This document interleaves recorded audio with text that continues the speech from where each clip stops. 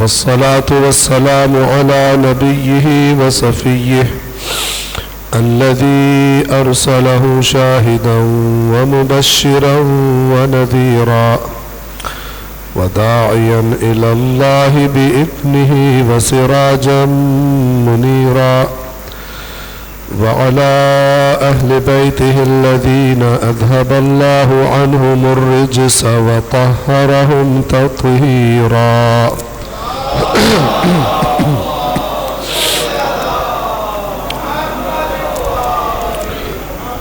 أما بعد فقد قال الله تعالى في القرآن الحكيم وهو أصدق القائلين: أعوذ بالله من الشيطان الرجيم بسم الله الرحمن الرحيم تلك أمة قد خلت لها ما كسبت ولكم ما كسبتم ولا تسألون عما كانوا يعملون.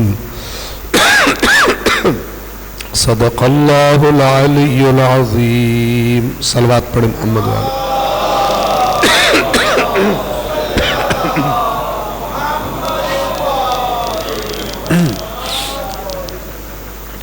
سورہ مبارکہ البقرہ آیت نمبر 134. اس آیت کریمہ کا معنی اور مفہوم اور یہ آیت کن کو خبردار کر رہی ہے اور کس وجہ سے خبردار کر رہی ہے ان کی گمراہی کے بارے میں آپ کی خدمت میں یہ عرض کرنے کی کوشش کی جا رہی ہے. اور اسی کے ضمن میں اسی آیت سے ملنے والے پیغام میں ہم یہ کوشش کر رہے ہیں کہ یہ دیکھیں کہ کس طرح کا تعلق اور نسبت ہے جو اللہ کے برگزیدہ بندوں سے بنایا جائے تو اسے اللہ قبول کرتا ہے، اس کا فائدہ ہوگا، اور کون سا تعلق اور نسبت ہے کہ جس کا کوئی فائدہ نہیں ہوگا. اور اللہ تبارک و تعالی نہ صرف یہ کہ اسے قبول نہیں فرماتا بلکہ خبردار کرتا ہے اور اسے گمراہی قرار دیتا ہے. تو یہ آیت نمبر 134 سے پہلے کی چند آیات ہم نے کل آپ کی خدمت میں بیان کی تھی. میں ان کا ترجمہ تکرار کر دوں چونکہ آج کی بات ان سے جڑی ہوئی ہے کہ اللہ تبارک و تعالی نے حضرت ابراہیم کا ذکر فرمایا، بیت اللہ کا ذکر فرمایا، جس شہر میں بیت اللہ ہے اس کا ذکر فرمایا،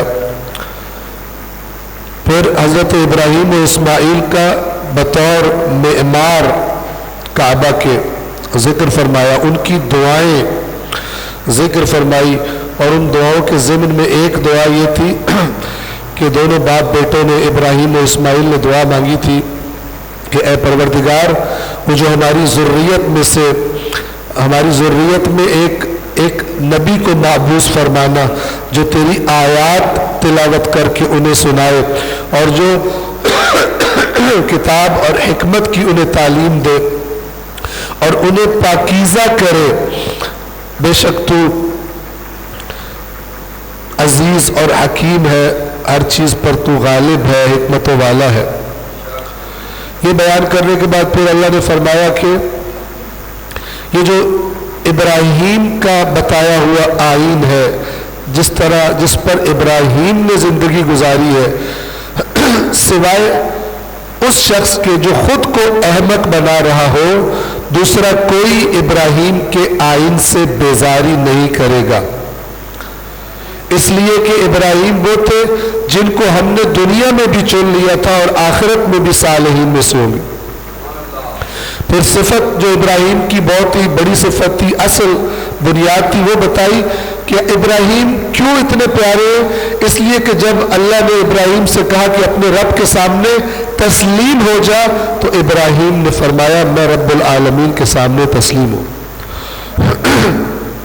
نہ صرف خود تسلیم ہوئے جب دنیا سے جانے کا وقت آیا تو ابراہیم بھی اور یعقوب بھی اپنے بچوں کو اپنے پاس بلا کر کیا وصیت کر رہے ہیں کہ اے بیٹو، اللہ نے تمہارے لیے دین کا انتخاب کر لیا ہے، بس تمہیں ہرگز موت نہ آئے مگر ایک حالت میں، اور وہ اللہ کی فرما برداری کی حالت ہے، الا وانتم مسلمون، فلا تموتن الا وانتم مسلمون، ہرگز نہ مرنا مگر حالت تسلیم میں. ہم نے کل بیان کر دیا تھا. پھر یعقوب کے بارے میں فرمایا کہ کیا تم اس وقت موجود تھے؟ یہ تم یعنی بنی اسرائیل سے کہا جا رہا ہے کہ جب یعقوب کی موت کا وقت آیا تو انہوں نے اپنے بیٹوں سے کہا کہ میرے بعد کس کی عبادت کرو گے؟ تو بیٹوں نے جواب دیا آپ کے معبود کی اور آپ کے آبا ابراہیم اور اسماعیل اور اسحاق کے معبود کی. اور پھر آخری جملہ کیا تھا؟ وَنَحْنُ لَهُ مُسْلِمُونَ، اور ہم اس ایک معبود کے آگے تسلیم رہیں گے. یہ ہے لفظ مسلم کا معنی، جس کی جمع مسلمون یا کبھی کبھی مسلمین کی شکل میں آتی. مسلمون اور مسلمین تو عربی گرامر کی وجہ سے یہ شکلیں بدلتی ہے، لفظ یہ ایک ہی ہے، مسلم کی جمع ہے. تو مسلم کا معنی کیا ہے؟ جو اللہ کے آگے تسلیم ہو. پھر اللہ نے یہ آگے اس کے بعد آیت نمبر 134 آتی ہے. یہ بیان کرنے کے بعد اللہ نے فرمایا یہ جو افراد تھے، یہ جو ابراہیم تھے، یہ جو اسماعیل تھے، یہ جو یعقوب تھے، یہ جو اسحاق تھے، یہ گزر چکے. جو ان کے کام تھے وہ ان کے لیے تھے، تمہارے لیے وہ ہے جو تم کر رہے ہو، اور ان کے اعمال کے بارے میں تم سے سوال نہیں کیا جائے گا. یہ ہم آپ کو کئی بار ہر روز ہی بتاتے ہیں. اب آج آگے جو بڑھنا ہے، یہ کل کا خلاصہ تھا، آگے جو بڑھنا ہے وہ ہے آیت نمبر 135. اور بات کو واضح کر دے. اللہ تعالیٰ فرماتا ہے آیت نمبر سورۃ البقرہ کی آیت نمبر 135 میں، وَقَالُوا، اور یہ لوگ کہتے ہیں، یہودیوں اور نصرانیوں دونوں کا اللہ یہاں پر بات بتا رہا ہے کہ انہوں نے اصل بات کو چھوڑ کر کیا وتیرہ بنا لیا. وَقَالُوا، اور کہتے ہیں، کونوا، بن جاؤ، ہودن، یہودی، او نصارا، یا نصرانی، تہتدو، تب ہدایت یافتہ ہوگے. توجہ فرما رہے ہیں؟ کہتے ہیں تمہیں یہودی ہونا چاہیے تو تم ہدایت یافتہ ہو. دوسرا گروپ کہتا ہے بنی اسرائیل کا، نہیں، تمہیں نصارا ہونا چاہیے، تمہیں عیسائی ہونا چاہیے، تب تم ہدایت پر ہو. یعنی یہ دونوں گروپ بنی اسرائیل کے، یہود اور نصارہ، یہودی کیا کہہ رہے ہیں؟ یہودی بنو گے تو سیدھے راستے پر ہو. دوسرا کہہ رہے ہیں نصرانی بنو گے تو سیدھے راستے پر ہو. یہ بڑا امپورٹنٹ نقطہ ہے، آج بھی مسلمان اس میں مبتلا ہے. مغز کو چھوڑ کر چھلکے کو چاٹ رہے ہیں. آپ کے پاس بادام یا اخروٹ ہو، آپ کو کوئی توڑ کے آپ کے سامنے توڑ کے دے، چھلکا سائڈ پہ رکھ دے اور مغز بادام کا رکھ دے، تو آپ کیا کھاؤ گے، چھلکا یا مغز؟ جی. اور اگر کوئی مغز کو چھوڑ کے چھلکے پہ گر پڑے، عقل مند ہوگا یا بیوقوف؟ تو توجہ فرمائیے، قرآن یہ کہتا ہے کہ اگر تمہارے اندر اصل چیز نہ ہو، مغز نہ ہو، روح نہ ہو، تو پھر نام تم جو رکھ رہے ہو، نام رکھنے سے اللہ کسی کو نہیں چھوڑتا. اور آج اس آیت کو اگر آج کہا جائے، اس کا آج کے دن ترجمہ کیا جائے، تو وہ یہ بنے گا، بڑی معذرت کے ساتھ، یہ کہہ رہے شیعہ ہو جاؤ یا سنی ہو جاؤ، بریلوی ہو جاؤ یا دیوبندی ہو جاؤ، یا مقلد بن جاؤ یا ملنگ بن جاؤ یا فلان بن جاؤ تب ہدایت یافتہ ہو. ہر کوئی یہ کہہ رہا ہے، لیکن مغز جس میں نہیں ہوگا، روح جس میں نہیں ہوگی، نام رکھنے کا کوئی فائدہ نہیں ہوگا. اگر چیز 2 نمبر ہو، اوپر میڈ ان جاپان لکھنے لینے سے وہ چیز میڈ ان جاپان نہیں ہو جائے گی. بازار میں جال ساز یہی کرتے ہیں نا کہ 2 نمبر چیز بناتے ہیں اور اوپر ایسے چیزیں لکھ دیتے ہیں کہ جو بندہ سمجھدار نہیں ہے اور پرکھ نہیں سکتا، اصل کی پہچان نہیں رکھتا، وہ سمجھتا ہے کہ میں اصلی مال خرید کے گھر لے آیا ہوں. قبل اس کے کہ اس آیت کا 135 کا اگلا حصہ بیان کروں، ذرا اسی پہلے جز میں تھوڑا پیچھے چلتے ہیں کہ یہ کیا بات ہے جو اللہ کہہ رہا ہے. یہ کہہ رہے یہودی ہو جاؤ یا نصرانی ہو جاؤ، یعنی یہودی کہتے ہیں یہودی ہو جاؤ تب بات بنے گی ورنہ تمہارا سب کچھ ضائع ہے. نصرانی کہتے ہیں یہ یہودی ہے، وہ الٹی سیدھی باتیں کر رہے ہیں، جو عیسائی ہوگا وہ نجات پائے گا. تو تھوڑا پیچھے چلتے ہیں پہلے سپارے میں، اسی طرح کی ایک اور بات اللہ نے کی ہوئی انہی کے بارے میں. وقالو، اور یہ کہتے ہیں، یہ جتنی باتیں اللہ بیان کرتا ہے نا، وقالو یہ لوگ یہ کہہ رہے، یہ پہلے بیان کر کے پھر اللہ اسے رد فرماتا ہے اور پھر صحیح بات بتاتا ہے کہ یہ جو کہہ رہے یہ کر لو تو تم بخشے جاؤ گے، تم جنت میں جاؤ گے، یہ غلط کہہ رہے ہیں. میں بتاتا ہوں کون جنت میں جائے گا.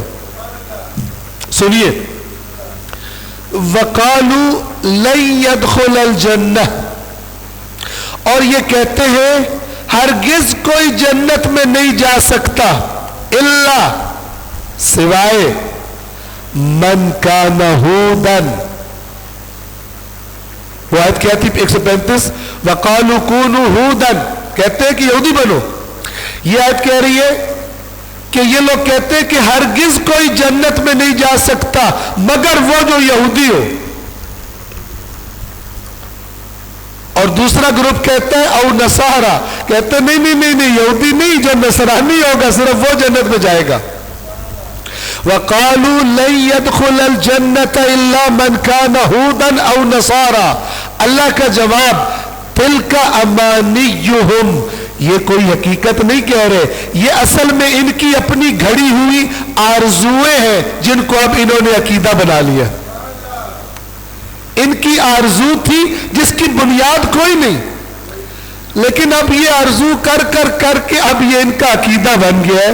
اور دوسروں کو بھی کہہ رہے کہ یہودی کہہ رہے یہودی بن تب تو نجات پائے گا، وہ کہہ رہے نصرانی بن تب تو نجات پائے گا. فرمایا تلک امانیہم، یہ ان کی من گھڑت آرزویں ہیں.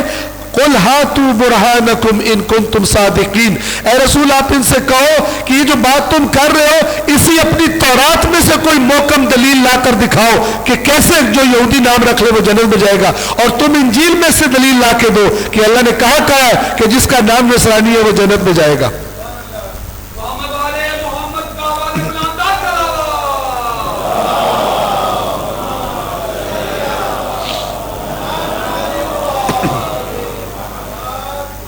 پھر فرمایا بلا، عربی زبان میں بلا ایک تو آزمائش، اور جس کو ہم اردو میں بھی کہتے ہیں بلا آئی ہے اس پر، وہ ہوتا ہے. اور ایک بلا اور ہے وہ یہاں پر وہ والا ہے. یہ بلا جہاں پر آتا ہے اس کا مطلب یہ ہوتا ہے کہ جو اس لفظ بلا سے پہلے بات ذکر کی گئی ہے وہ غلط ہے، وہ ٹھیک نہیں ہے. اور ٹھیک بات وہ ہے جو بلا کے بعد ذکر ہونے جا رہی ہے. توجہ فرما رہے ہیں؟ تو فرمایا بلا، ہرگز نہیں کہ یہودی جنت میں جائیں گے صرف اور نصرانی جنت میں جائیں گے صرف، ہرگز نہیں. تو اے پروردگار اگر یہ غلط کہہ رہے ہیں تو پھر صحیح بات کیا ہے؟ آپ توجہ فرمائیں. فرمایا بلا، ہرگز نہیں، غلط بات ہے. کون جائے گا جنت میں؟ فرمایا من اسلم وجہہ للہ، جس نے خود کو اللہ کے آگے تسلیم کر دیا،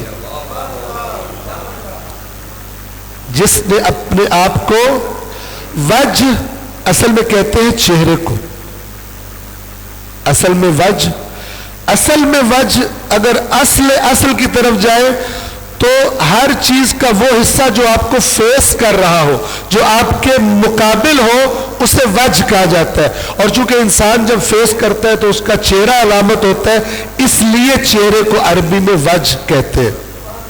توجہ فرما رہے ہیں؟ بلا، اور چونکہ چہرہ بدن کا نمائندہ ہوتا ہے، اس لیے اللہ فرما رہے جس نے اپنے چہرے کو، من اسلم، یہ اسلم وہی فعل ہے جس سے اسلام نکلا ہے اور جس کا اسم فاعل مسلم بنتا ہے. بس ہم مسلم کے وہ معنی جو ہمارے درمیان رائج ہے، جو میں کہا کرتا ہوں نادرہ کے ریکارڈ والا، اس پہ توجہ نہ کریں. عربی میں دیکھیں جا کے لغت میں مسلم کا معنی کیا ہے، اسلام کا معنی کیا ہے. من اسلم، جو تسلیم ہو گیا، وجہ کر دیا جس نے تسلیم، وجہہ اپنے چہرے کو یعنی اپنے وجود کو، من اسلم وجہہ للہ، کسی اور کے آگے تسلیم نہ ہوا، اللہ کے آگے تسلیم کر دیا جس نے خود کو، وَهُوَ مُحْسِنٌ، اور اس کے کام بھی اچھے ہو گئے. محسن تھوڑا سا فرق ہے اردو کے محسن میں اور عربی کے محسن میں. اردو میں جب ہم کہتے ہیں محسن تو ہم کسے کہتے ہیں؟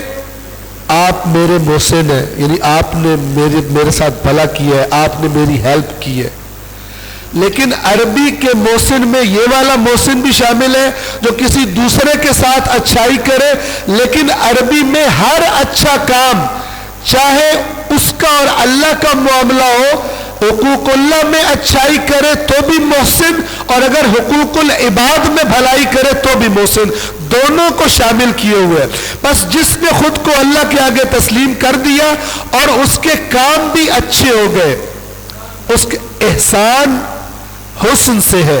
محسن احسان سے، احسان کرنے والا. احسان یعنی اچھا کام کرنا، عربی میں یہ معنی ہے اس کا.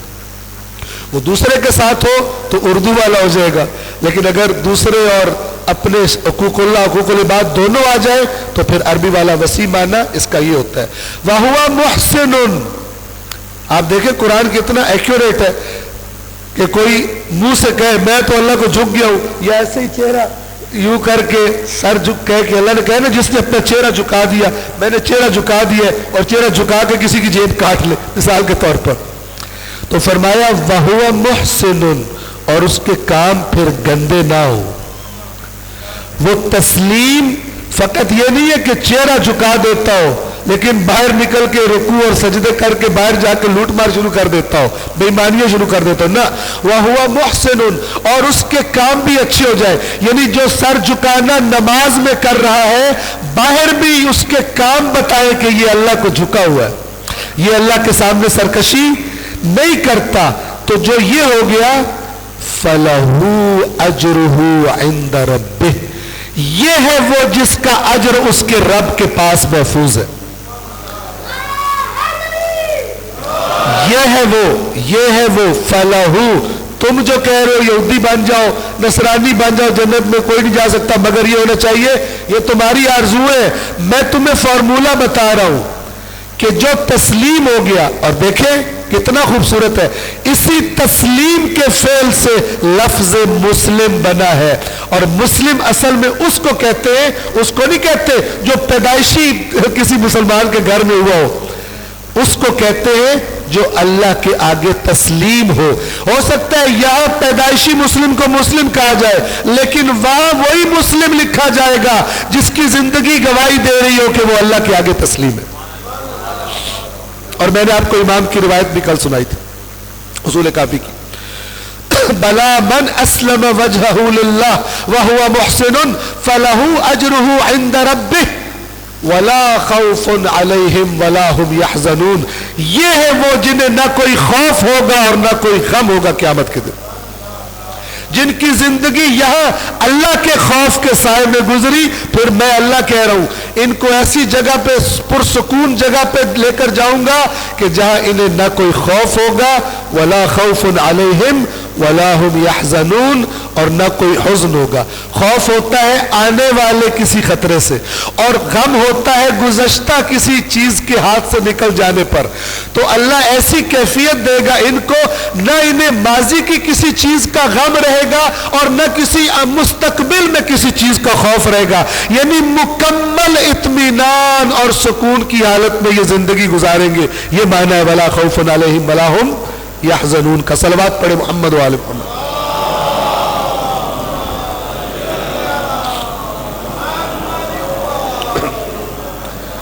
ایک یہ آیت ایک اور سن لیں۔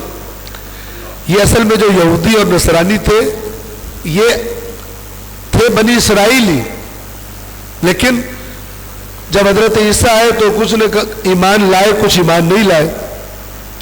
جو ایمان لائے حضرت عیسیٰ کے زمانے میں، بعد میں آتے آتے انہوں نے بھی مشرکانہ عقائد پیدا کر لیے، عیسیٰ کو اللہ کا بیٹا اور پتہ نہیں مثلا کیا کیا کرنا شروع کر دیا۔ تو توجہ فرمائیے، اب یہ دونوں اپنے نبیوں کا حقیقی دین چینج کر چکے ہیں، لیکن نام انہی سے منسوب کرتے ہیں۔ یہ اصل بات اللہ بتا رہا۔ تو ایک اور آیت جو آپ کو سنانا چاہ رہا ہوں وہ کیا ہے؟ اگر آپ ان آیات پہ غور کریں گے نا تو آپ دیکھیں گے کہ آج مسلمانوں کے معاشرے میں بھی ایسی ہی باتیں سننے کو ملتی ہے۔ اللہ کی اطاعت سے زیادہ ناموں پر لڑائی زیادہ ہوتی ہے۔ وہ کہتا ہے میں کیونکہ شیعہ ہوں کوئی دوسرا جنم مل جائے گا، کہتا ہے چل شیعہ تو ہوتے ہی کافر ہے، جو سنی ہوگا وہاں جاؤ تو وہاں بھی پتہ چلتا ہے سنی بھی اتنے آرام سے تو سنی کہتا ہے جو بریلوی ہوگا وہ جنت میں جائے گا۔ آگے بھی سٹوری ہے لیکن وہ لمبی ہے، بریلوی فلانے والا یا بریلوی فلانے والا، دیوبندی فلان والا یا دیوبندی فلان والا۔ تو جو فرما رہے ہمارے یہاں بھی یہ مقلد ہے، یہ مقلد کوئی نہیں ہے، یہ جناب فلان ہے، یہ فلان کوئی نہیں ہے۔ تقسیم در تقسیم جو اللہ کی ناپسندیدہ ترین چیز ہے۔ اگر آپ قرآن پڑھو نا آپ دیکھیں اللہ کو کتنی شدید نفرت ہے کہ ایک نبی کے نام لینے والے اپنے آپ کو الگ الگ تقسیم کر کے خوش ہوتے ہیں۔ صلی اللہ علیہ وسلم۔ توجہ فرمائیے، وہ دوسری آیت کون سی ہے؟ یہ بھی آپ اگر غور کریں گے آپ کو آج کے معاشرے میں جو مسلمان فرقے ایک دوسرے کو ایسی باتیں کرتے ہوئے آپ کو نظر آئیں گے، چونکہ قرآن کبھی پرانا نہیں ہوتا۔ اللہ وہی باتیں اللہ نے کی ہوئی ہے کہ جو انسان کی تا قیامت ہدایت کے لیے مفید ہو، دائمی ہے قرآن کے اصول۔ تو فرمایا یہ بھی سورۃ البقرہ میں ہی ہے وَقَالَتِ الْيَهُودُ لَيْسَتِ النَّصَارَى عَلَى شَيْءٍ، اور یہودی کہتے ہیں یہ نصرانیوں کا مذہب بالکل بے بنیاد ہے ہی ان کے ہاتھ پلے کچھ نہیں۔ وقالت النصارى، اور نصارہ بھی کوئی کام نہیں ہے، وہ کہتے ہیں اپنی شکل دیکھیے تم نے، لیست الیہود علی شیء، تمہارے ہاتھ پلے کچھ نہیں ہے، تمہارا مذہب خراب ہے۔ اور آگے اللہ کتنی خوبصورت بات کرتا ہے، کاش کہ آج کے مسلمان کو بھی سمجھ آ جائے۔ اللہ فرماتا ہے یہ دونوں ایک دوسرے کو کہہ رہے ہیں ان کے ہاتھ پلے کچھ بھی نہیں ہے، وہ کہہ رہے ہیں تمہارے ہاتھ پلے کچھ بھی نہیں ہے، جبکہ یہ دونوں وَهُمْ يَتْلُونَ الْكِتَابَ، جبکہ دونوں اللہ کی کتاب پڑھتے ہیں۔ ان کے پاس تورات ہے، ان کے پاس انجیل ہے، تو تورات اور انجیل میں تو ہزار باتیں ایک جیسی ہیں، تو کیوں کہہ رہے ہو کہ ہاتھ پلے کچھ نہیں ہے؟ کچھ تو ہے۔ جس کے پاس اللہ کی کتاب ہے اسے مت کہے دوسرا کہ تیرے ہاتھ پلے کچھ نہیں۔ اللہ مذمت فرما رہا ہے، ایک دوسرے کو کہہ رہے ہیں ان کا مذہب بے بنیاد ہے، وَهُمْ يَتْلُونَ الْكِتَابَ، جبکہ یہ اللہ کی کتاب پڑھتے بھی ہیں۔ ذرا اپنی کتابیں چیک تو کریں، دیکھیں تو صحیح کتنی باتیں مشترک ہیں ان کے درمیان، تو پھر کیوں کہہ رہے ہو تمہارے ہاتھ پلے کچھ نہیں ہے؟ تم کہو کچھ ٹھیک ہو کچھ خراب ہو، یہ نہ کہو کہ تمہارے ہاتھ پلے کچھ بھی نہیں ہے، یہ غلط ہے۔ جس کے پاس اللہ کی کتاب موجود ہے وَهُمْ يَتْلُونَ الْكِتَابَ، پھر اللہ فرماتا ہے كَذَلِكَ قَالَ الَّذِينَ لَا يَعْلَمُونَ مِثْلَ قَوْلِهِمْ، چلو ان کے پاس تو پھر تورات ہے، ان کے پاس تو پھر انجیل ہے، اے رسول یہ جو تیرے مکہ والے ہیں مشرک، یہ تو بالکل کوئی کتاب ہی نہیں ان کے پاس، تو یہ کہتے ہیں کہ وہ ہم سے بہتر کوئی نہیں، اسی طرح کی بات کرتے کہتے ہیں ہمارا مذہب ٹھیک ہے، شرک اور کفر والا، نہ یہودیوں کے ہاتھ پلے کچھ ہے نہ مسیحیوں کے ہاتھ پلے کچھ ہے۔ اللہ تعالیٰ کہہ رہے جس کے ہاتھ پلے کچھ ہے ہی نہیں، جس کے پاس علم ہی نہیں ہے، کوئی کتاب ہی نہیں ہے، وہ بھی کہہ رہا ہے کہ یہ دونوں غلط ہے، میں ٹھیک ہوں۔ یہ انسان کا بڑا سخت غلط مرض ہے کہ آنکھیں بند کر کے اندھا دھن بغیر کسی ٹھوس علمی بنیاد کے صرف تعصب کی بنا پر دوسروں کو فارغ، میں ٹھیک ہوں باقی سارے غلط ہیں، جبکہ ان کے پاس بھی اللہ کی کتاب موجود ہو۔ پھر اللہ فرماتا ہے فَاللَّهُ يَحْكُمُ بَيْنَهُمْ يَوْمَ الْقِيَامَةِ فِي مَا كَانُوا فِيهِ يَخْتَلِفُونَ۔ اے رسول یہ جھگڑا اتنا سخت ہے کہ اللہ فرما رہا ہے اے رسول قیامت کے دن اللہ فیصلہ کرے گا جو یہ آپس میں اختلاف کر رہے ہیں، آپ سے بھی حل کوئی نہیں ہوگا۔ یہ اتنا آگے جا چکے ہیں لڑائیوں میں، انہوں نے اتنے چیزیں گھڑ لیے کہ یہ آپ کی بات بھی نہیں سنیں گے، لہذا آپ ان سے نہ الجھے۔ فَاللَّهُ يَحْكُمُ بَيْنَهُمْ، بس اللہ حکم کرے گا ان کے درمیان، یوم القیامہ، قیامت کے دن، فی ما کانوا فیہ یختلفون، ان معاملات میں جن میں یہ آپس میں اختلاف کیا کرتے تھے۔ ایک حل ہے ان کے اختلاف کا کہ یہ آپ پر ایمان لے آئے، ورنہ ان کا اختلاف حل ہونے والا اللہ کے رسول آخری رسول کی اطاعت میں آ جائے، تو جب اطاعت کا مرکز ایک ہو جائے گا تو اختلاف خود بخود ختم ہو جائے گا۔ صلوات پڑھیں محمد والے۔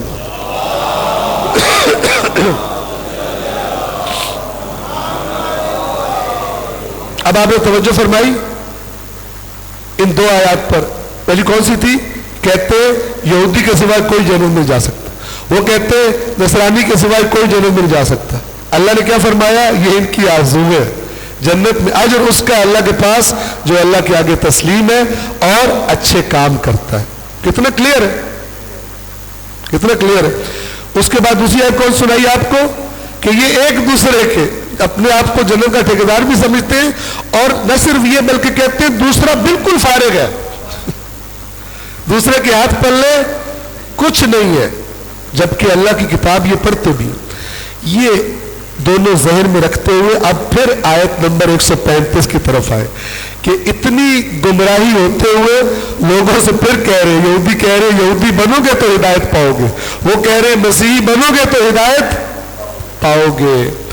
اب خدا اس آیت کے دوسرے حصے میں، ساری باتیں زبردست ہیں لیکن ایک اور زبردست بات فرماتا ہے، وَقَالُوا كُونُوا هُودًا أَوْ نَصَارَىٰ تَهْتَدُوا، اور یہ کہتے ہیں یہودی بن جاؤ یا نصرانی بن جاؤ ہدایت یافتہ ہو جاؤ گے۔ قل، اے رسول آپ کہہ دیجئے، آپ کہہ دیجئے، بل، اور دیکھیے بات جو کہنی ہے اس کے کہنے کا انداز کتنا زبردست ہے کہ اگلا بندہ بول ہی نہ سکے۔ قل، کہہ دیجئے اے رسول، بل، یہ جو تم کہہ رہے ہو وہ نہیں بلکہ یہ، اور وہ یہ کیا ہے؟ قل بل ملت ابراہیم، نام شام رکھنا نہیں، تم بھی ابراہیم کو مانتے ہو نا، یہودی کہتے تھے ابراہیم ہمارے یہودی تھے، مسیحی کہتے تھے ابراہیم مسیحی تھے۔ ابراہیم اتنی بڑی شخصیت تھے کہ دونوں پارٹیاں زور لگاتی تھی کہ اپنا شمار کریں ان کو، توجہ فرما رہے۔ تو پھر اللہ تعالیٰ فرما رہے کہ اے رسول ان سے کہیے ابراہیم کا آئین،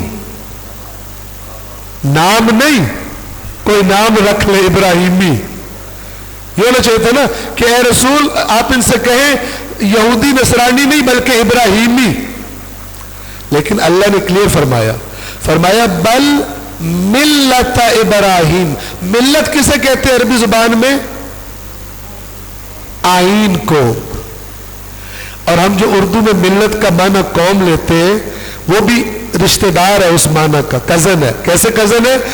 ایک قوم اسے کہا جاتا ہے کہ جو ایک قسم کے قانون کو فالو کرتے ہو، جن کا تمدن، جن کے اہداف، مقاصد ایک جیسے ہو. لیکن جب ہر کوئی کسی کو اپنی اپنی پڑی ہو تو پھر انہیں قوم نہیں کہا جاتا، ہجوم کہا جاتا ہے. رش لگا ہوا، قوم نہیں ہے. پاکستانی قوم ہے یا ہجوم ہے؟ آپ خود بتائیے، میری طرف نہ دیکھیے. قوم ہے یا ہجوم ہے؟ ہجوم ہے. قوم ہوتی تو ابھی تک اپنے معاملات کافی فٹ کر چکی ہوتی. ہجوم ہے. ادھر میں نہ چلا جاؤں، پھر یہ بھی ایک دردناک مسئلہ ہے، میں ادھر نہ چلا جاؤں، اسی پہ رہتا ہوں. فرمایا ملت ابراہیم. میں نے کہا ملت کا مطلب کیا ہے؟ آئین. ابراہیم کا صرف نام نہیں لیا تاکہ بات کلیئر ہو جائے کہ اے رسول آپ کہو کہ یہ تم کہہ رہے ہو نا یہودی ہو جاؤ، نصرانی ہو جاؤ، تمہارے جیسے ہی بنیں گے نا کہ ایک اللہ کی اطاعت کرتے نہیں اور جنت کا ٹھیکہ تم نہیں اٹھائے ہوگا کہ تمہارے علاوہ کوئی نہیں جائے گا. اے رسول ان سے کہہ دو یہ نہیں، بلکہ وہ روش جو ابراہیم جس پر زندگی گزار کر گئے، وہ طریقہ زندگی گزارنے کا جو ابراہیم کا طریقہ تھا، یہ کہہ دیا. بل ملت ابراہیم، پھر ایک اور لفظ لایا حنیفاً. بل ملت ابراہیم حنیفاً، بلکہ ابراہیم کا آئین. کون ابراہیم؟ جو حنیف تھے. حنیف کا مطلب کیا ہوتا ہے؟ جس کی طبیعت یہ ہے کہ ہر باطل سے بیزار اور حق کی طرف متوجہ، جس کی طبیعت حق کی طرف رغبت رکھنے والی اور باطل سے بیزار ہے، اس ابراہیم کا آئین. بل ملت ابراہیم حنیفاً وما کان من المشرکین. اور تم تو یہودی بھی اب شرک میں مبتلا ہو اور مسیحی بھی شرک میں مبتلا ہو. تم کہتے ہو عزیر اللہ کا بیٹا ہے، تم کہتے ہو عیسیٰ اللہ کا بیٹا ہے، تم تو مشرک بن گئے ہو. ملت ابراہیم حنیفاً وما کان من المشرکین. تمہارا کیا تعلق ابراہیم سے؟ ابراہیم مشرکوں میں سے نہیں تھے.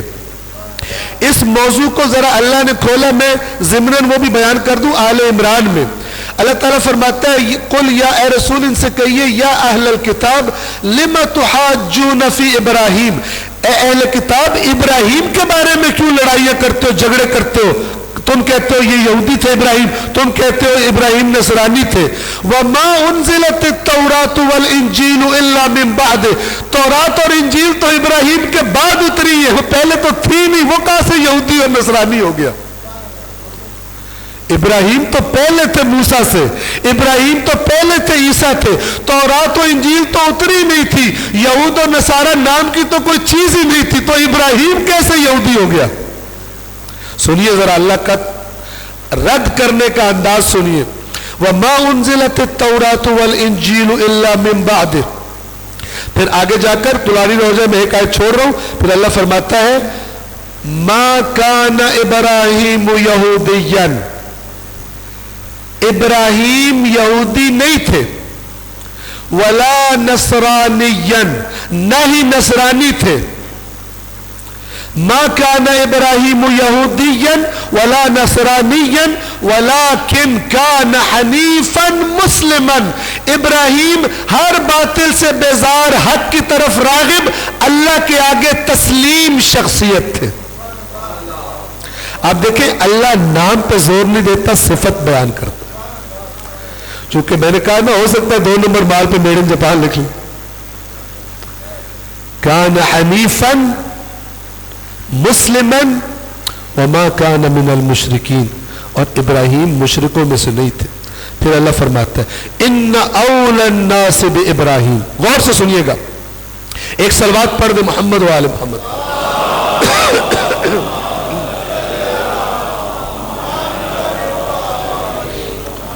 یہ آپ کو جنت کے ریئل ٹکٹ کی جگہ کا راستہ بتا رہا ہوں، ایڈریس بتا رہا ہوں. اصل ٹکٹ جنت کا کیسے ملتا ہے، توجہ فرما رہے ہیں.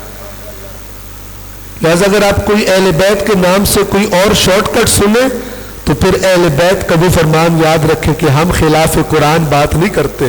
قرآن میں اللہ زور دے رہا ہو حنیفاً مسلماً ما کان من المشرکین اطیعوا اللہ و اطیعوا الرسول. اور تمہیں کوئی بتائے نام ان کا ہی لے, چونکہ جو گھپلے ہوتے ہیں انہی کے نام پر ہوتے ہیں. شیطان اپنے نام لے کے تو گھپلا کر نہیں سکتا, ٹھیک ہے, تو نام انہی کا چلتا ہے. تو کوئی ان کا نام لے کے تمہیں ایویں ہی گھسا رہا ہو جنت میں تو سمجھ لینا خلاف قرآن بات اہل بیت کی بات نہیں ہو سکتی, چونکہ اہل بیت قرآن سے جدا نہیں ہوتے.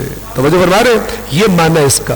فرمایا ان اول الناس بابراہیم, ابراہیم کے سب سے قریبی لوگ نہ تم ہو نہ تم جو کہتے ہو نا ابراہیم کے صدقے ہم بھی نکل جائیں گے, رب جانے تو ابراہیم جانے, ٹھیک ہے نا, ایسے کہتے ہو. تو ان اول الناس بابراہیم, میں تمہیں بتاتا ہوں ابراہیم کے قریبی لوگ کون قرار پائیں گے, کن کی نسبت ہے ابراہیم کے ساتھ. ان اول الناس بابراہیم للذین اتبعوہ, ابراہیم کے قریبی لوگ وہ تھے جنہوں نے ابراہیم کی پیروی کی تھی, نہ ابراہیم کے نعرے مارتے رہتے. سر جو ابراہیم کے پیچھے چلے, جنہوں نے ابراہیم کی اتباع کی, للذین اتبعوہ, جس نے ابراہیم کی اتباع کی وہ لوگ تھے ابراہیم کے قریب ترین اس زمانے میں. اور آج کے زمانے میں کون ہے ابراہیم کا قریب ترین؟ وَهَذَا النَّبِي, اور یہ نبی جس کا نام محمد مصطفیٰ ہے.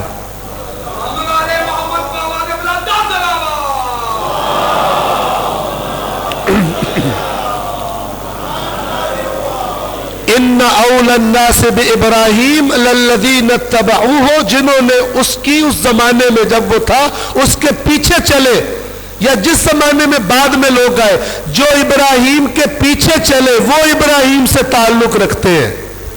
اور اب جو زمانہ آ گیا ہے وَهَذَا النَّبِي, اور یہ والا نبی, اور کون؟ وَالَّذِينَ آمَنُوا, اور جو اس نبی پر ایمان لائے ہیں. اور ان کا آخری حصہ کی آیت کا وَاللَّهُ وَلِيُّ الْمُؤْمِنِينَ, اور ان مومنوں کا سرپرست اللہ خود ہے. وَاللَّهُ وَلِيُّ الْمُؤْمِنِينَ, اللہ مومنوں کا ولی. یہ ہے قرآن کی تصویر کہ کس طرح کی نسبت نبی کے ساتھ ہو تو اللہ قبول کرتا ہے, ورنہ اللہ فرماتا ہے تلک امۃ قد خلت, وہ گزر گئے, لہا ما کسبت ولکم ما کسبتم ولا تسألون عما کانوا یعملون. ماشاءاللہ یاد بھی ہوتی جا رہی ہے, تو بڑا مسئلہ نہیں ہے یاد کرنا. ولا تسألون عما کانوا یعملون, تم سے ان کے اعمال کے بارے میں نہیں پوچھا جائے گا. جیسے میں کہہ رہا تھا, پڑھ فضائل ابراہیم کے اور نکل جا جنت میں, پڑھ فضائل یعقوب کے اور نکل جا. ایسا نہیں ہوگا. کام اپنا بتا, ابراہیم کے پیچھے چلا یا نہیں چلا, یعقوب کو فالو کیا یا نہیں کیا, اسماعیل کو فالو کیا یا نہیں کیا. ادھر آ جائیے, محمد مصطفیٰ کی تو نعتیں ہی پڑھتا تھا یا تیرے کام بھی محمد مصطفیٰ کی سیرت کے مطابق تھے؟ ہر زمانے میں اسی طرح چکر بازیاں ہوتی ہیں. تو صرف زبان سے علی علی کرتا تھا یا امام المتقین کے تقوی کی کوئی خوشبو تیرے اندر سے بھی آتی تھی؟ کیونکہ علی کے قریب ترین لوگ وہ ہیں جو اس کے پیچھے چلے قرآن کے فارمولے کے مطابق. محمد مصطفیٰ کے قریب ترین لوگ کون ہیں؟ جو ان کی سیرت کو اپنائے. لقد کان لکم فی رسول اللہ اسوۃ حسنہ. جب یہ قرآن کا بتایا ہوا حقیقی دین مغز لوگ چھوڑ دے, ان کو لگے کڑوا ہے شاید بادام, میں چھلکا کھاتا ہوں, تو پھر ناموں کا شور مچ جاتا ہے, اصل دین کی روح غائب ہو جاتی. اصل دین کی روح, پھر اس پہ لڑائی ہوتی ہے, تو بریلوی ہے یا تو دیوبندی ہے, یا تو اہل حدیث ہے یا تو شیعہ ہے. تو میں آج کی بات کو تمام کرنے کی طرف لاؤں. ایک مثال جو میری اپنی بنائی ہوئی ہے اور انشاءاللہ سمجھنے میں بات کو آسانی کر دے گی. ایک بندے نے اپنی کمپنی میں کچھ لوگوں کو نوکری پر رکھنا تھا, نئے لوگ بھرتی کرنے تھے. تو اس نے اشتہار دیا, لوگ آئے, انہوں نے انٹرویوز دیے. 4 बंदे भर्ती हुए, 4 बंदे भर्ती हुए और उन्होंने काम शुरू कर दिया। समझिएगा बात को, काम शुरू कर दिया। कुछ अरसे के बाद शिकायतें आना शुरू हुई कि माल जो है वो चोरी हो जाता है, कम हो जाता है और मसाइल। तो वो जो मालिक था कंपनी का थोड़ा परेशान हुआ। उसने सोचा कि पिछलों को तो जो पहले काम कर रहे हैं मैं जानता हूं, ये जो नए 4 आए हैं इनको चेक करवा लूं। तो उसने एक जासूस हायर किया, प्राइवेट डिटेक्टिव, और उससे उसने कहा कि तेरा जो भी फीस बनती है वो मैं दूंगा। ये 4 बंदे, इनका तूने खूब अच्छी तरह, 1 महीना है तेरे पास, खूब अच्छी तरह इनकी तूने जासूसी करनी है और महीने के एंड पे तूने मुझे रिपोर्ट देनी है कि ये कैसे लोग। उसने कहा ठीक, ताकि इंसाफ से बात की जा सके मैंने सबको शामिल किया, वरना हमें आदत है दूसरों के गिले सुनने की, कभी अपनी तरफ नहीं करते। तो मैंने इसलिए सबको शामिल किया है और ये बड़ी प्रैक्टिकल सी मिसाल है, हमारे मुआशरे में ये हो रहा है। आप सरकारी महकमे में जाए ना, एक दूसरे की मसाजिद में एक दूसरे को बुरा भला कहने वाले जब अपने महकमे में जाते हैं सारे इत्तेहाद करके खाते हैं। अगर आपने कभी शिया सुन्नी इत्तेहाद देखना हो ना तो दफ्तरों में जाके देखो, जिन्होंने खाना होता है सारे मुत्तहिद होते हैं, जिन्होंने लूटना होता है अवाम को मुत्तहिद होकर लूटते हैं, क्योंकि इत्तेहाद के बगैर ये मकसद हासिल नहीं कर सकते। तवज्जो फरमा रहे, काश के जो दुनिया में इस काम के लिए, दुनिया खाने के लिए इत्तेहाद कर लेते हैं, काश अल्लाह के कहने पर भी इत्तेहाद कर लिया होता। तवज्जो फरमा रहे, लेकिन लड़ाई के बहाने 1000, दफ्तर में नहीं लड़ेंगे, मस्जिद में कहेंगे दूसरा गंदा है। तो इस जासूस ने जासूसी शुरू की। 1 महीना गुजरा, जासूस आया उस मालिक के पास, बड़ा कंफ्यूज, बड़ा परेशान। उसने पूछा खैर तो है, क्या मसला? तो उसने कहा कि मैं रिपोर्ट आपको पेश करता हूं। पहले तो आपको बताऊं कि जो मुझे बात पता चली है, ये जो 4 हैं ये अलग अलग मसालिक से ताल्लुक़ रखते हैं। एक जो है वो देवबंदी है, एक बरेलवी है, एक अहले हदीस है, एक शिया है। उसने कहा अच्छा, 4 मुख्तलिफ? उसने कहा जी जी, ये 4 अलग अलग मसलक से ताल्लुक़ रखते हैं। उसने कहा अच्छा, अगली बात? कहता अगली बात ये है कि नाम तो मसलक तो इनके मुख्तलिफ है, लेकिन है 4 ही बेईमान, है 4 ही क्या है? ये 4 चोरी करते हैं आपकी कंपनी में, कमीशनें खाते हैं, माल बार बार बेच देते हैं। ये भी मैंने सारा सबूत के साथ जमा कर लिया। उसने कहा अच्छा, चोरी करते हैं? जी जी चोरी करते, मेरे पास सबूत है सारे, ये मैंने लिखे हुए, वीडियोस बनाई हुई। तो उसने कहा और? कहता है अगली बात जो आपको बताने लगा हूं ना वो मुझे समझ नहीं आ रही। जाहिरन कोई गैर मुस्लिम जासूस होगा, कंफ्यूज हो गया, वरना मुसलमान होता तो उसको बड़ी अच्छी तरह पता होता। गैर मुस्लिम था। उसने कहा कि जो तीसरी बात आपको बताने लगा हूं ना वो मैंने देखी है, कई बार होते देखी है, लेकिन मुझे समझ नहीं आ रहा कि ऐसा क्यों है। उसने कहा वो क्या बात है? कहते हैं कि जब इन्होंने 2 नंबरी करनी होती है ना तो ये 4 इकट्ठे होकर करते हैं, एक दूसरे के साथ इनका इत्तेहाद है। लेकिन मुझे इत्तेफाक हुआ, हर एक को जब मैं फॉलो कर रहा था तो इन सब की मस्जिदों में भी जाने का एहसास हुआ। वहां पे मुझे एक अजीब बात देखने को मिली और वो मुझे समझ नहीं आ रही। उसने कहा वो क्या बात है? कहते बेईमानियों में इकट्ठे होते हैं, लेकिन अपनी मस्जिद में जाके हर कोई कहता है बाकी तीनों जहन्नमी है, मैं जानती हूं, बाकी तीनों जहन्नमी है, मैं जानती हूं, जबकि प्रैक्टिकल इनके कामों में मुझे कोई फर्क दिखाई नहीं देता। लेकिन अब मुझे समझ नहीं आ रही कि किस बेस पर ये हर कोई कह रहा है मैं जानती हूं बाकी जहन्नमी है। ये वही बात है जो मैंने आपको आयत कुरान से बताई है कि नाम रखना इंपॉर्टेंट नहीं है। अब सुने, حق ہے, کنفیوژن نہ ہو آپ کو, یہ بات حق ہے کہ ہم سمجھے کہ جو علی کا شیعہ ہے وہ جنت میں جائے گا, یہ بات حق ہے, لیکن یہ اس سے مراد شیعہ نام ہونا نہیں ہے, پیدائشی شیعہ ہونا نہیں ہے. شیعہ کا معنی جا کر دیکھو لغت میں, علی کے پیچھے پیچھے چلنے والے کو شیعہ کہتے ہیں. تو جس کو پتا ہو کہ علی کے پیچھے چلنے والا شیعہ ہے, وہ جب تک پیچھے چلے گا نہیں پھر جنت کے خواب بھی رات کو بیٹھ کر نہیں دیکھے گا. یا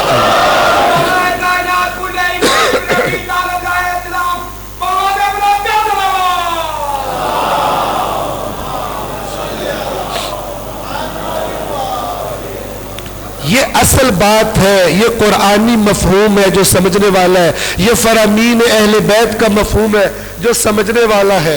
ہم لوگوں نے کیا کیا ہے, مسلم کے اندر سے مغز تو نکال دیا, چھلکے پہ خوش ہو رہے ہیں. ہم مسلم ہیں, الحمدللہ ہم مسلم ہیں, ہم جنتی ہیں. قرآن پڑھو, قرآن کے مسلم اور ہے, شاہی کا جہاں اور ہے, کرگس کا جہاں اور.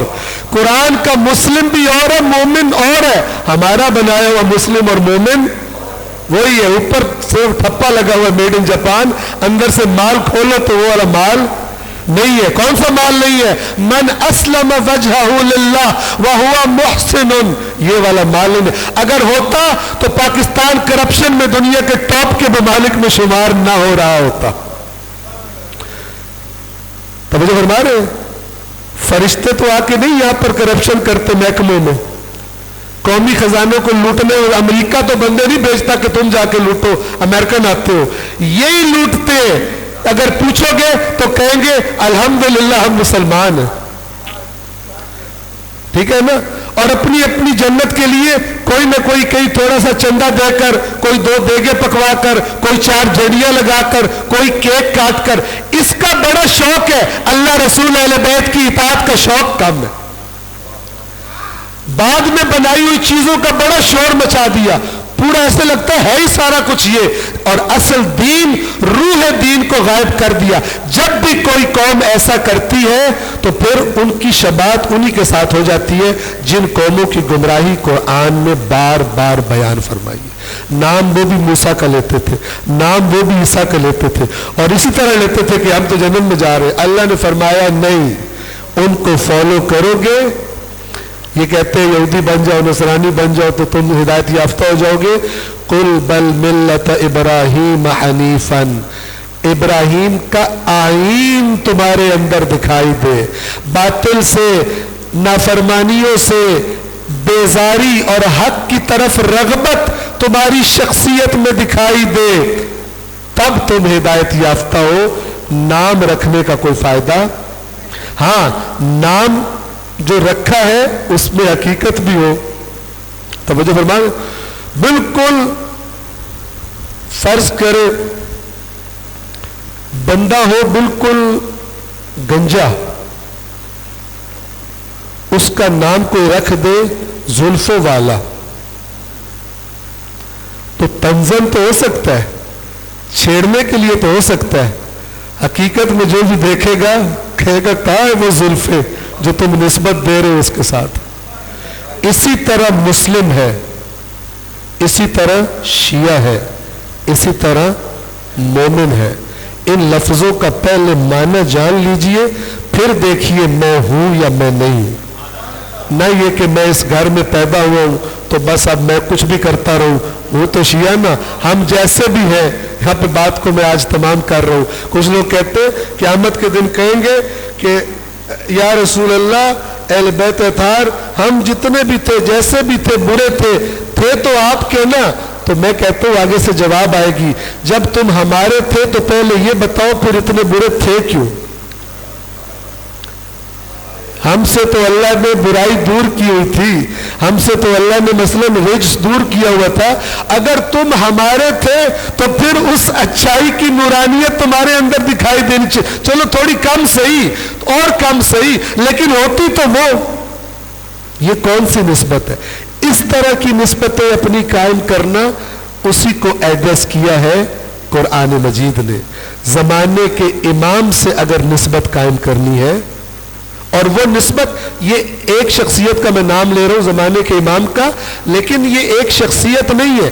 ایک شخصیت سے نسبت اگر صحیح ہے تو پورے سسٹم کے ساتھ آپ کا کنیکشن اور نسبت صحیح ہے، اور اگر صحیح نہیں ہے تو پورے سسٹم سے ڈسکنیکٹڈ ہے، پورے سسٹم سے ڈسکنیکٹڈ ہے. اللہ تبارک و تعالی ہمیں اپنی زندگیوں کو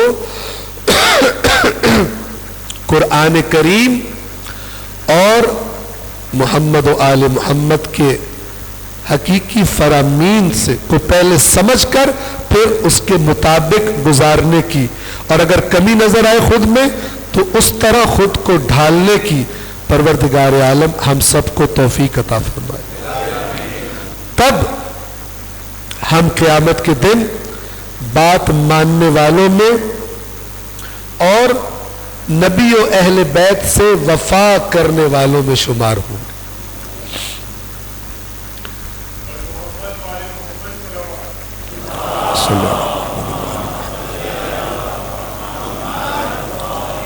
میری عرائض تمام.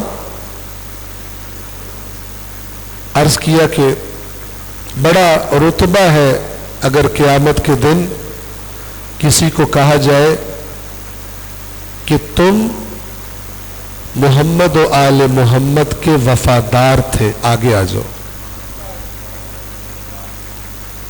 تو یہ لفظ وفا کیوں بول رہا ہوں؟ بہت ساری چیزیں تعبیر کی جاتی ہیں، لیکن لفظ وفا کا میں نے ذکر اس لیے کیا کیونکہ آج جس کا ذکر کرنا ہے اور بھی صفات کمال والی رکھتے ہیں، لیکن کربلا میں ان کی جو صفت سب سے آگے آ گئی وہ حسین کے ساتھ وفا تھی. سردار وفا ابو الفضل العباس، آج 9ویں کی شب ہے. ابو الفضل العباس کا ذکر کرنا ہے مجھے آپ کے سامنے. حسین کی فوج کا سپہ سالار کہ جب شہید ہوئے فرمایا الآن انکسر ظہری، اب زہرا کے لال کی کمر ٹوٹ گئی. یہاں سے شروع کرتا ہوں ذکر عباس کو کہ جناب زہرا کے بعد علی مرتضیٰ کو گویا فکر ہوئی کہ حسین کی کربلا کے لیے حسین کو وفادار چاہیے. بھائی عقیل کو بلایا، شجاع چاہیے، وفادار چاہیے. بھائی عقیل کو بلایا، بھیا عقیل آپ نسب شناس ہیں، آپ کو قبیلوں اور خاندانوں کی صفات پتہ ہے. کوئی ایسا قبیلہ جن کی عورتیں شجاع بچے پیدا کرتی ہوں، کسی ایسے قبیلے کی شجاع خاتون میرے لیے انتخاب کیجئے. جناب عقیل نے ام البنین کا انتخاب فرمایا. جانتے ہیں ام البنین کیوں کہتے ہیں؟ بیٹوں کی ماں. ابو الفضل ایک نہیں ہے جو کربلا میں بی بی کے بیٹا ایک بیٹا شہید ہوا ہو، 4 بیٹے تھے ام البنین کے جو کربلا میں شہید ہوئے. اور تربیت بی بی نے کی ہی ایسی تھی. خود بی بی کی شخصیت کیسی ہے اور کس طرح زندگی گزاری ہے مولا علی کے گھر میں، یہی سے سمجھیے گا کہ جب بی بی عقد کے بعد مولا کے گھر تشریف لاتی ہیں، حسن و حسین، بی بی زینب و ام کلثوم اٹھ کر استقبال کرنے لگتے ہیں. بی بی فوراً فرماتی ہے، ام البنین فرماتی ہے کہ میں اس گھر میں زہرا کی اولاد کی کنیز بن کر آئی، کنیز بن کر زندگی گزاروں گی. اور یہی تربیت کی بی بی نے اپنی اولاد کی. یہی تربیت تھی کہ حضرت عباس امام حسین کو بھائی نہیں کہتے تھے، جب پکارتے تھے کہتے تھے سیدی حسین، میرا سردار حسین، مولائی حسین، میرا مولا حسین. اور ایک گہرا تعلق بی بی زینب عالیہ کے ساتھ ہے عباس کا. بی بی زینب کا بھی بہت لگاؤ ہے عباس کے ساتھ، اور عباس بھی عجیب احترام اور لگاؤ رکھتے ہیں۔ داستان کربلا کے مقدمات تیار ہو رہے۔ عزادارو، یہ ام البنین کا تربیت یافتہ عباس عصر عاشور صبر کے گھونٹ بھر بھر کے ایک عجیب کیفیت میں ہے۔ علی کا شجاع بیٹا، روایات میں ملتا ہے بڑی ابھی کم سنی کی عمر تھی، 12 سال تھے تقریباً۔ جنگ صفین میں حضرت عباس نے نقاب پہن کر جنگ میں شرکت کی، اور جب دشمنوں پر حملے شروع کیے تو لوگوں کو سمجھ نہیں آ رہا تھا کہ یہ علی ہے یا کوئی اور ہے، اور پہچانا تو لوگوں نے کم سنی کی وجہ سے پہچانا، جناب عباس کی کم سنی کی وجہ سے یہ جانا کہ یہ علی نہیں ہے۔ بعد میں پتا چلا علی نہیں ہے لیکن علی کا بیٹا ہے۔ یہ عباس خدا جانے کیسے برداشت کرتے رہے، ایک ایک کو دیکھتے رہے کہ جا رہا ہے اور کربلا میں اپنی شہادت پیش کر رہا ہے، کرتے رہے دیکھ دیکھ کر۔ اصحاب باوفا گئے، پھر بنو ہاشم کی باری آئی، ایک ایک کر کے بنو ہاشم شہید ہوتے رہے، اور ایک وقت وہ آیا کربلا میں کہ یا سید سجاد رہ گئے خیمے میں، یا حسین رہ گئے، اور یا ابو الفضل العباس رہ گئے۔ اب جب یہ وقت آیا غربت کا، ایک دفعہ منظر کیا بنا، حضرت عباس سر جھکائے ہوئے چلتے ہوئے آئے حسین کے پاس، اور سر جھکا کر کھڑے ہوئے اور ایک جملہ بولا کہ مولا حسین اب تو مجھے بھی جانے کا اذن دے دیجئے، اب تو اذن جہاد دے دیجئے۔ امام حسین سر جھکائے کھڑے ہیں، ابھی اذن نہیں دے رہے، ایک جملہ بولا میرے مولا حسین نے، فرمانے لگے عباس تجھے کیسے اجازت دے دوں، تو ہی تو میری فوج کا سالار ہے۔ یہ جملہ سنا، ایک دفعہ عباس نے دائیں بائیں نظریں دوڑائی، اور جب ساری فوج کو شہید حالت میں دیکھا پھر سر جھکا لیا، اور حسین سے کہتے ہیں میرے مولا وہ فوج اب کہاں ہے جس کا میں سپہ سالار تھا، وہ تو ساری فوج شہید ہو چکے ہیں، اب مجھے بھی اجازت دیجئے تاکہ میں بھی اپنا حصہ ڈال سکوں۔ ابھی یہ گفتگو ہو رہی تھی، ابھی اذن جہاد نہیں دیا تھا حسین نے کہ اچانک ایک آواز آئی العطش العطش، بچے پیاس کی شدت سے پیاس پیاس کر رہے تھے۔ اب مولا حسین نے کہا ٹھیک ہے عباس آپ بھی جاؤ میدان میں، لیکن یہ بچوں کی آوازیں سن رہے ہو، یہ سکینہ کی آواز سن رہے ہو، عباس جب جاؤ نا فرات کی طرف تو اگر ممکن ہو سکے تو ایک مشکیزہ آب کا لے آنا اور ان بچوں تک پہنچا دینا۔ دیکھو شدت پیاس سے کیا حالت ہو چکی ہے۔ عزادارو یہ وہ خواہش تھی حسین کی کہ جس کی وجہ سے جس طرح عباس کو لڑنا چاہیے تھا اس طرح لڑنے کا موقع نہ مل سکا۔ اب مقاتل میں لکھا ہے کہ حضرت عباس جب مشکیزہ لے کر چلے میدان کی جانب، جب مشکیزہ لے کر میدان کی جانب چلے، ایک دفعہ بی بی سکینہ نے دیکھا چچا عباس مشکیزہ لے کر جا رہے ہیں، جلدی جلدی بچوں کے پاس آئی اور کہنے لگی بچوں تھوڑی دیر صبر کرو میرا چچا عباس جا رہا ہے، اس نے کہا ہے پانی لائے گا، وہ جو کہتا ہے پھر وہ کر کے بھی دکھاتا ہے، تھوڑا سا صبر کر لو۔ عزاداروں پہ پہنچے حسین، حضرت عباس فرات کے کنارے 4000 تیر انداز مقرر کیے گئے تھے تاکہ ایک قطرہ آب حسینی خیموں میں نہ جا سکے۔ بس میں مختصر کروں، حضرت عباس نے ایک ایسا حملہ کیا کہ وہ 4000 بھیڑ بن کر بھیڑوں کی طرح آگے لگ کر بھاگے، گھاٹ خالی ہوا، عباس نے اپنے گھوڑے کو داخل کیا، دریا میں اتنا داخل کیا کہ گھوڑے کے شکم کے ساتھ فرات کا پانی لگنے لگا۔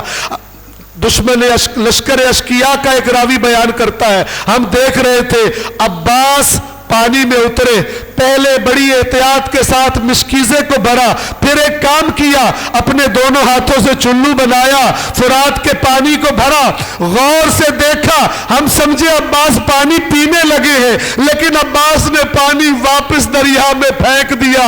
ہم نہ سمجھے کہ ایسا کیوں کیا، عباس بھی تو پیاسے ہیں، لیکن ہمیں کب سمجھ آیا جب عباس گھوڑے کو لے کر باہر آئے مشکیزے کے ساتھ تو ایک رجز پڑا بلند آواز میں، تب ہمیں پتا چلا کہ پانی کیوں نہیں پیا۔ وہ رجز کیا تھا؟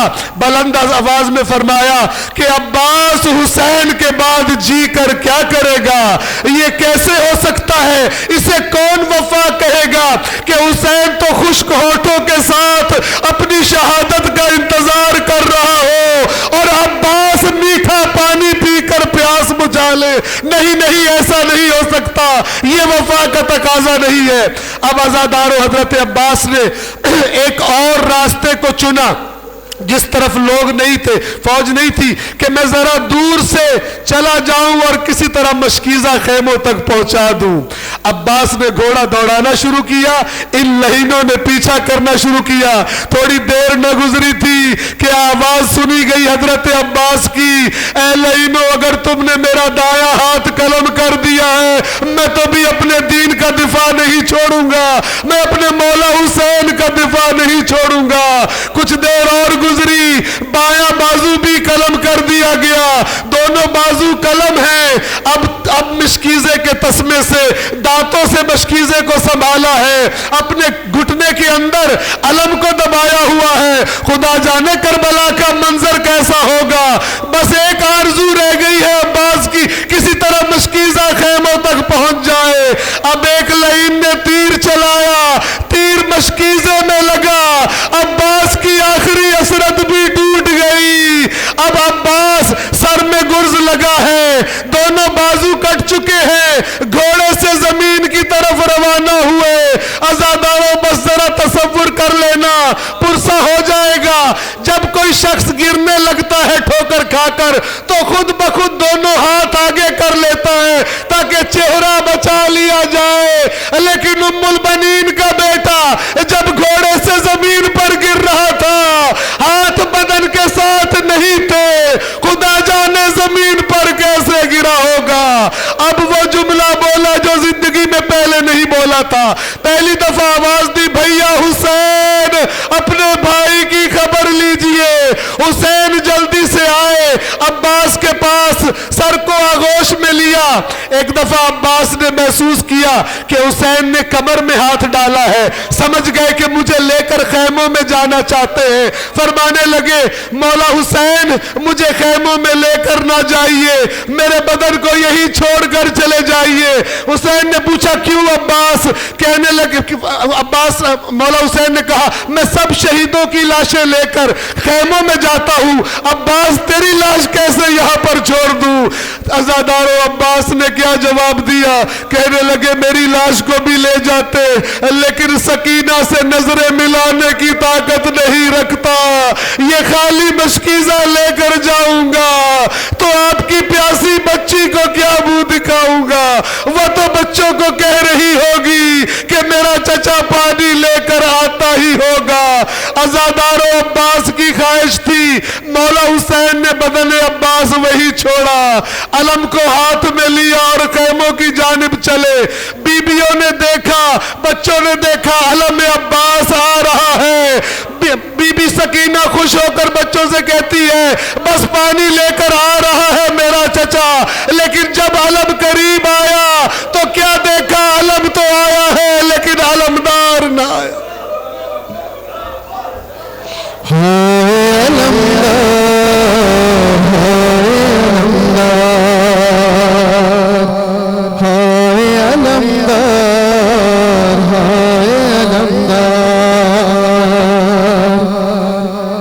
اٹھے گا علم ہوگا علمدار کا ماتم،